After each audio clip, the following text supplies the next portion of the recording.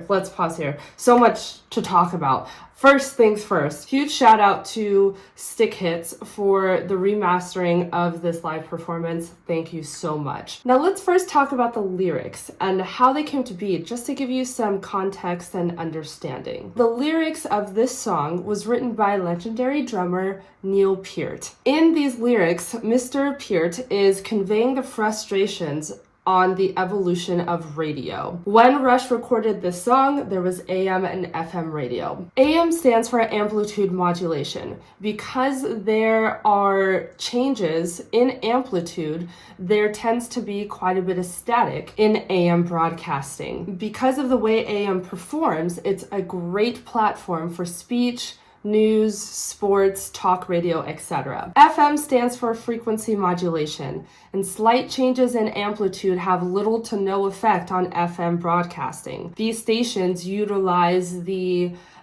higher frequency tier of radio frequencies. This is the perfect platform for instrumentation, singing, music. From the early 30s to early 70s, FM radio was described as freeform. There were no commercials, DJs, kind of played what they liked, and they just sat and talked about music for hours. As FM grew in popularity, so did restrictions. There were more regulations, and people became more interested in turning radio into a much more lucrative business. How do you do that? You sell airtime.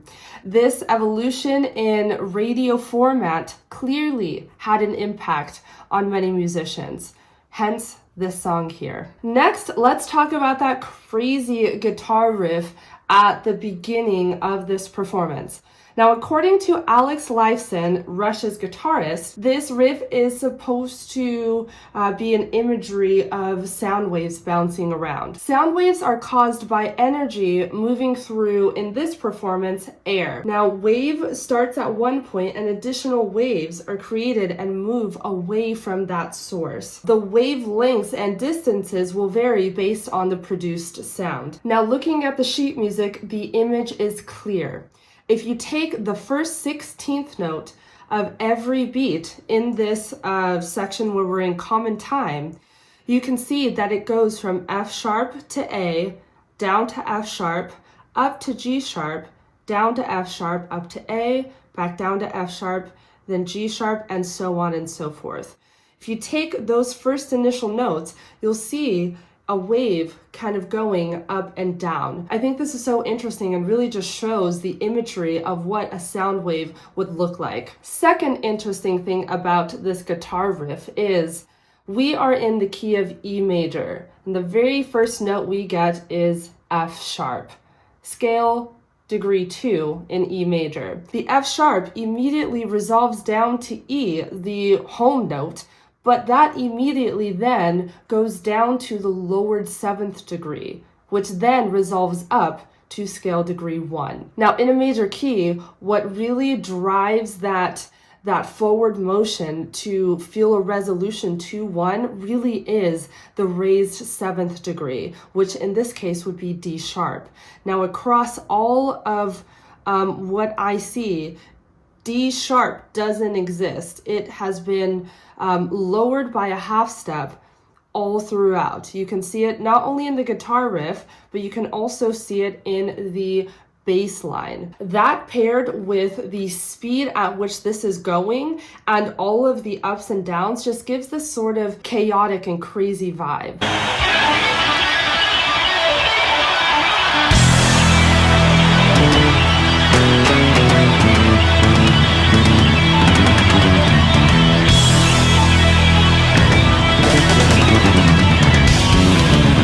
Now, of course, this wouldn't be a classic Rush song if there wasn't time signature changes. So we start off in common time 4/4, and we stay in 4/4 for just a little bit, and then immediately kind of transition into 5/4. So we've, in a sense, expanded time just a little bit, and we're only in 5/4 for one measure. We revert back to common time 4/4. We literally only stay in 4/4 for one bar and then immediately shift to 2/4, which is reducing time. So you start in common time, then you get one measure of expanded time, then you revert back to common time, and then you get one measure of a shortened time to then go back to common time. Very, very interesting. It gives this kind of push and pull back feel during just this moment.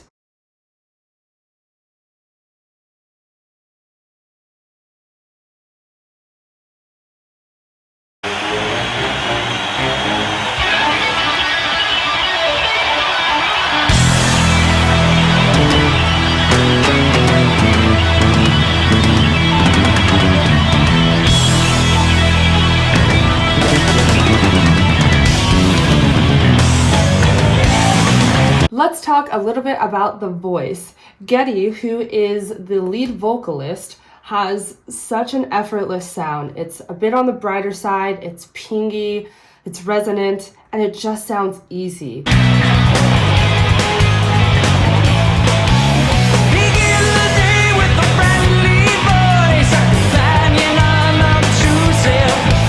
He literally just sounds like he's having an everyday conversation. Looking at the melody, we see quite a bit of emphasis on the offbeats or the ands of certain beats, which in common time just kind of gives this this tug away from the strong beats 1 and 4.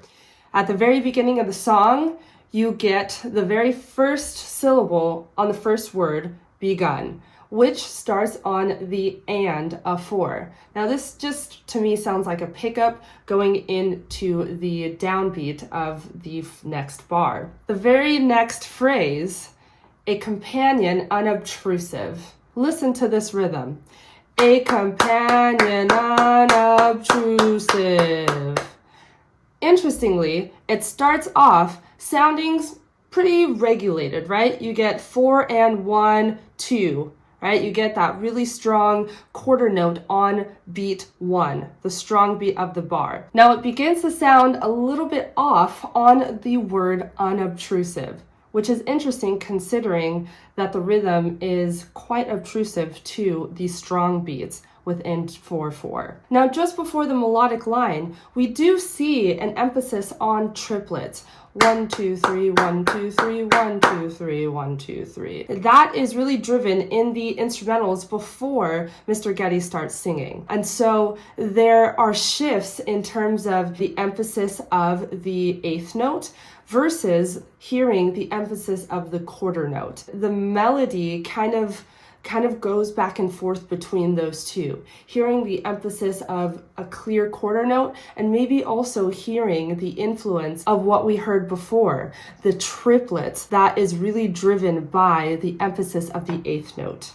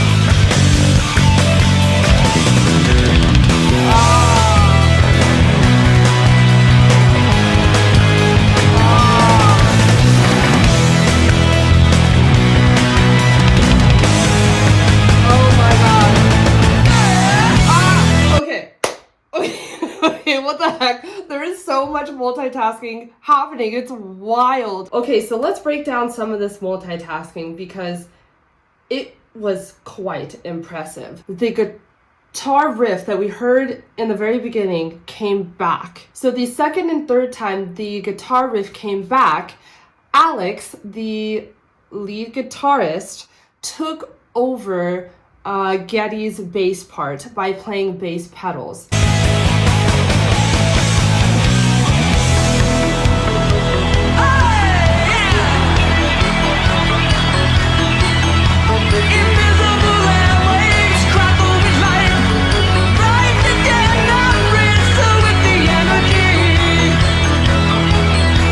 Geddy had just some extra energy, right? This whole time he's been doing vocals and bass. Now bass has been taken over by Alex, so that frees up his hands to then clap with the crowd.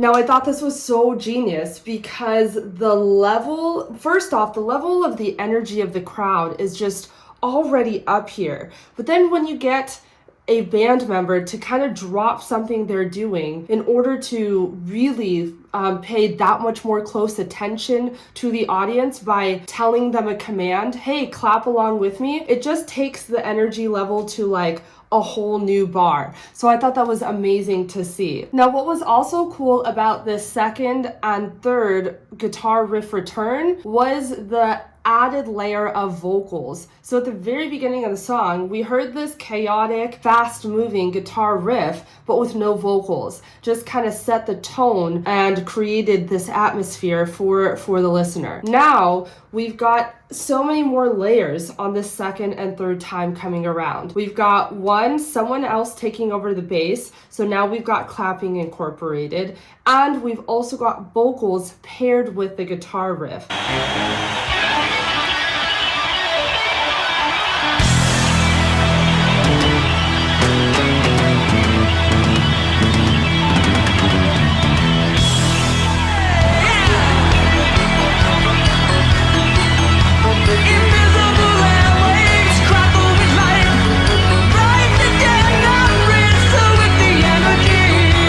Now, what is cool about the melody is the lyrics during this time, which read invisible sound waves. As this is being sung, you hear the guitar riff underneath. I don't know, I just thought that was a really cool pairing.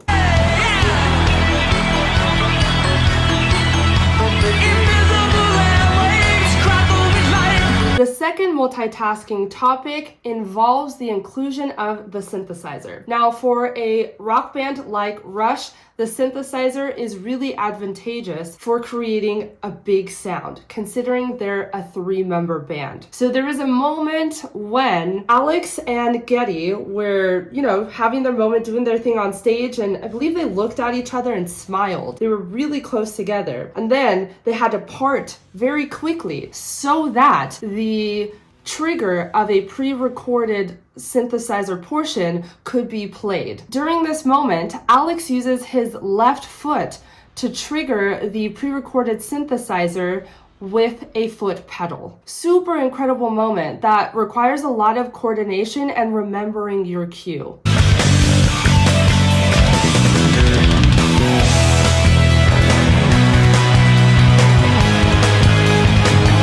Hearing and seeing all of the layers created by the different instrumentation is quite impressive. First, you've got the guitar riff that is showing the imagery of sound waves and also is creating this fast-moving chaotic sound that isn't really headed towards what we would call the home key, an E major chord. And then that on top of the added layer of just this pedaled bass kind of throughout, going back and forth between octave E's and octave jumps as well. And then that paired with, of course, the vocal melody, where you actually hear a bit of both elements in a sense of you get a little bit of that chaoticness within the guitar riff in terms of the melody really emphasizing the ands or offbeats, but then you also get a bit of the bass characteristics in terms of tonality. The melody really is clearly in the key of E major. You get that right off the bat, I believe, on just about every entrance.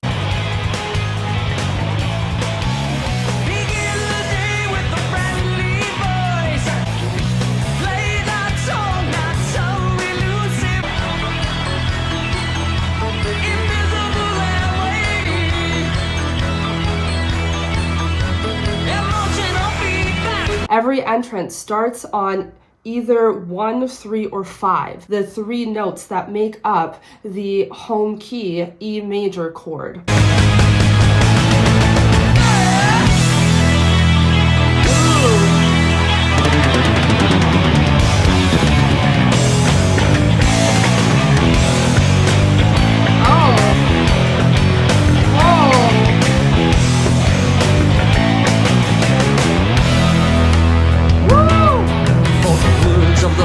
Were written on the studio wall.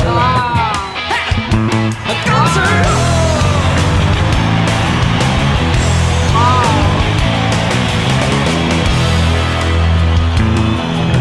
and echoes with the sound of salesmen. Of salesmen. Of salesmen. Woo!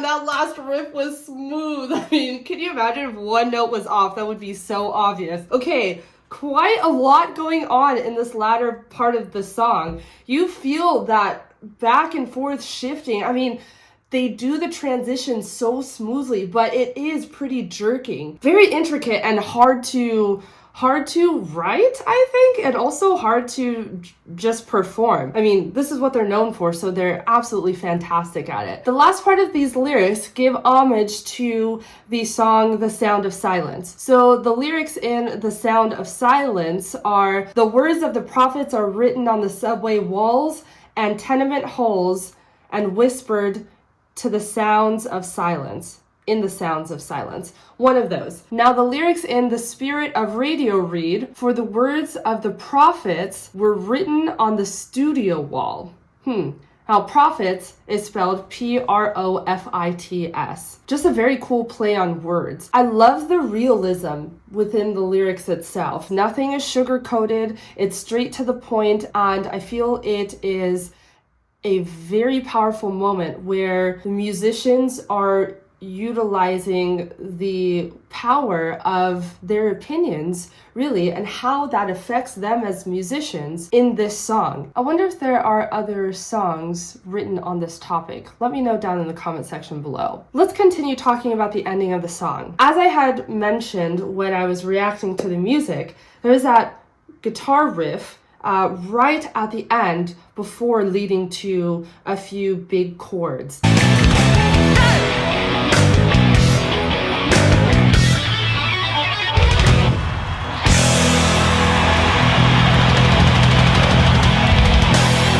Now, that guitar riff was pretty much just a small solo section for the guitarist. If anything were to go wrong, technique-wise, it would be put on blast here. Now, just before this riff, there are some interesting chromatics going on. Now, at the beginning of the piece, there was an alteration on scale degree 7. Now, just before the ending of this piece, we get lowered third scale degree resolving to G sharp the note that is within the key signature. And it looks like we are getting this in both the bass and the guitar. Huge octaves of flat 3, G natural, resolving up to G sharp, then going to scale degree 5, back down to 1. This sort of cadential moment that has a tweak with that play on scale degree 3. This is important to point out and to also recognize because scale degree tells us the tonality of the chord.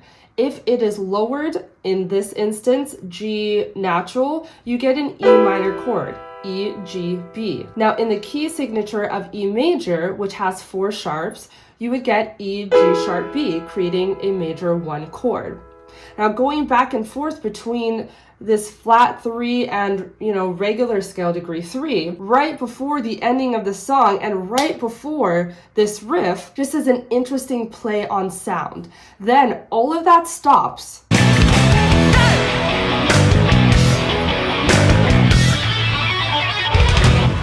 And you get just this guitar riff. And then the song ends with what? Huge E major chords everywhere. And not only that, the last chord we get is on an offbeat.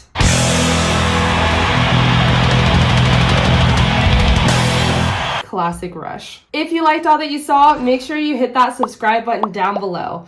All Rush fans, please comment down below what your favorite part of this performance is. Lastly, make sure to check out my description box for ways you can keep in touch with me, get access to exclusive perks, and or take an artistic development lesson with me. I hope you have a good day, and I'll see you soon. Bye!